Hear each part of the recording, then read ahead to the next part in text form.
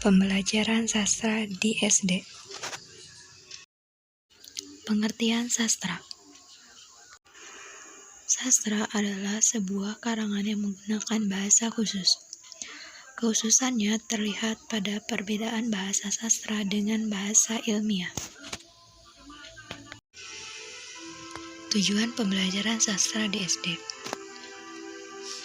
Yang pertama, menumbuhkan kesenangan terhadap buku. Hal ini bertujuan memberi kesempatan kepada anak untuk memperoleh pengalaman dari bacaan, serta masuk dan terlibat di dalam suatu buku. Pembelajaran sastra harus membuat anak merasa senang membaca, membolak-balik buku, dan gemar mencari bacaan. Yang kedua, menginterpretasi bacaan sastra. Membantu siswa dalam menginterpretasikan bacaan itu dengan cara mengidentifikasi para pelaku yang ada pada cerita. Hal itu dapat dilakukan dengan mendramatisasikan atau role-play adegan tertentu yang ada pada buku cerita.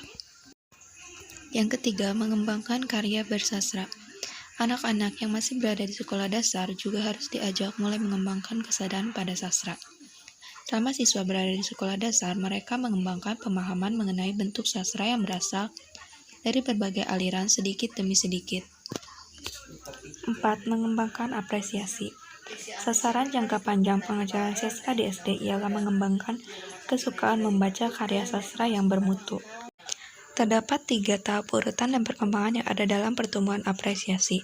Yang pertama, tahap kenikmatan yang tidak sadar. Yang kedua, tahap apresiasi yang masih ragu-ragu atau berada antara tahap ke-1 dan ke-3. Dan yang ketiga, tahap kegembiraan secara sadar.